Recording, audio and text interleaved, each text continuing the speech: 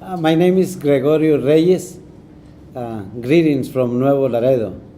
I am a member of Nueva Vida Baptist Church from Nuevo Laredo, and we want to say to Corinth Baptist Church, thanks very much for all the work that you are doing, everything you are doing for us for this mission work. Thanks for everything. Thanks for your support.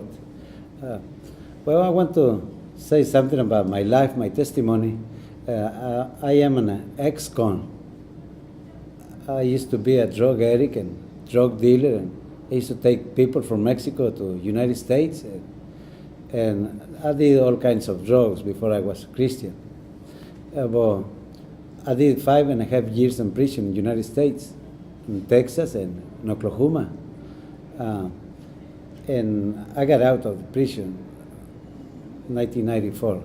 But one good thing that happened to me while I was dealing drugs, that I went to prison and I accepted Jesus Christ in prison, 1992, in the last week of September 1992. And I got baptized in October the 4th, 1992, in Helena, Oklahoma, the federal prison in Helena, Oklahoma. And it's when I accept Jesus Christ over there. And I pray the Lord what He wants me to do it. And He told me somehow that He wants me to be a preacher and a teacher. And I say, Lord, I don't know how to speak. I don't know how to do it. I'm going to be able to do it. So you have to teach me, and you have to show me how. And I keep on praying for 3 months, and then I have some Bible lessons through the mail from the seminary from Nashville, Tennessee.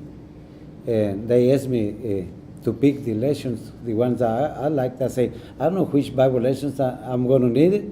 That's all I know, that God is telling me to be a preacher.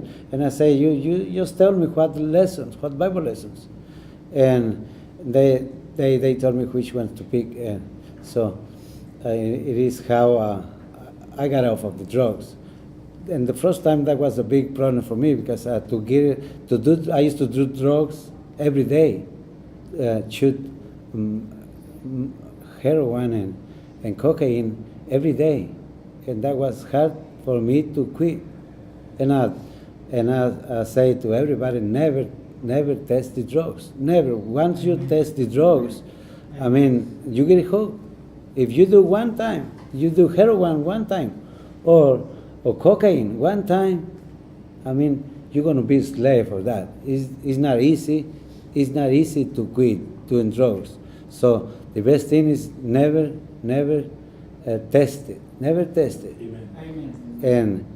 And then I say, Lord, please change me. Please change my mind. Change the way I speak, because you know how the people are when we are doing drugs, and then back then I don't feel like loving nobody, and I don't even love the little boys, the little kids. And I say, God, please give me that love. That if you want me to love the people, I need that love. And I say, get in my heart and change my heart. And now I say, thanks the Lord, because I can love you, everyone. I can love everybody. And I want to say a little experience that happened to me while I was in prison, because I was asking God to give me love and to make me feel that love. And one day this inmate come to me and say, brother, I need your help. And he says, I need a special car to send, because my son is in the hospital. Like, I don't know how you say the car. Yeah. Okay. And he says, look for in your stuff, see if you get one. And I went to look for it, and I say, here is one, I'll give it to you. And when he left my room, I started crying, like he was my son. And I say, God, thanks for changing my heart. Because now I can feel that your love is on me. Now I can feel I can love the people. And I say, thanks to God. And then I say, God, please let me go out. I want to get out of the prison. I say, I want to preach to the inmates over there in Mexico, to the prisoners. And I started thinking about getting out. And anyway, I was going to do life on prison. They told me that I never going to get out. They say, you're going to stay in prison for the rest of your life. And I started praying.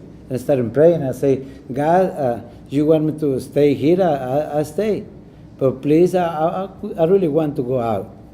So, and then they come down. They come down to 40 years. They say, okay, you're going to do 40 years. You're not going to spend all your life in prison, but you're going to do 40 years. I say, it's the same deal. It's too much time. And anyway, one day I was doing the time. Come down to 40 years, and then I was doing my time, and they come to me, the officers come to me and say, you're going home 3.5 years later. I say, you're going home. We don't know how, we don't know why, but you're going home. I say, thanks, Lord, thanks, Lord. And they sent me back to Mexico. They took my papers away from me. And so when I come down to Mexico, all my family was in the United States. I have 3 brothers and 5 sisters. My father and my mother, they live in the United States. And some, they live in Houston, some they live in Nuevo Laredo. And I mean in Laredo, Texas. And when I come down to Nuevo Laredo, I don't want to go back to my old friends because they do drugs. And I don't want to go back, and I cannot go back to Laredo, Texas, to look for my family. And then back then I say a lot of money. Well, maybe $200, $250 million. How much? 250,000. Around 250,000. That means like with properties and cars and everything. And then my ex-wife says, I don't want anything. I mean, she says, I don't want to live with you no more. I don't want to give you nothing. So forgive me. She says, you're not going to see me no more. And she said, I don't want to be with you. And she left to Laredo, Texas. And I was on the streets here in Laredo. And I said, God, please help me. I don't have anything. I don't have place to live. I don't have car. I don't have nothing. But I want to be your servant. I want to do something. Just tell me what to do. And 2 or 3 days later, I mean, the Pastor Nicolas Alba from First Baptist Church from Nuevo Laredo, he says, Brother Gregorio, here we got 4 cars. You pick the one that you want. And we got the titles. You can have the car you want. And 3 or 4 more days later, somebody come to me, some man come to me and says, Brother Gregorio, here's the house. That house is yours. You can have that house, the house where I live now. And 2 or 3 days later, another lady come and say, here is the money so you can get the property on your name. I say, thanks, Lord, for helping. That happened, I say, maybe 2 or 3 weeks after I got out. And I say, thanks, Lord, for helping me so much. And I say, please open the door because I want to go to preach in the prison. And he opens the door. So since then, I'm going to the prison every week. And I help them. I help this prison ministry. I'm getting support from Good News Jail and Prison Ministry from the United States, plus the support that you have been giving me every month. And I say, thanks, Lord, because now I can do something. And every time I need to pay my bills, God provides. And now I have this small mission, that church, maybe 12 or 14 adults, 30 or 35 children, and I preach to them every week. And I am going every week to the orphanage too. And Gabby Sanchez, she comes with me. She's been coming with me to the orphanage every week. We've been doing that for what, a year and a half? For a year and a half? I don't know. How long? For a year and a half or 2 years, we go and she teach the boys the children from the orphanage, Sophonias, here in Nuevo Laredo. And we work together at all the times. So I'm busy at all the times, and I say thanks to the Lord for letting me be part of this grand commission. He told me to do it, and I just obey him because he loves me. He provides at all the times. Amen. And I say greetings again to Corinth Baptist Church, and thanks for coming, and come back soon. Come back soon. I'm going to be praying for you so you can come at least on December, this Christmas. And I invite you to come with us to the mission trip that we're going South Mexico on August, the first week of August this year. Every year we go over there. We got 2 missions over there, and we help one church, and we and work in 2 missions over there in Temango, state of Hidalgo, here in Mexico, 14 hours driving. So we invite you to come with us.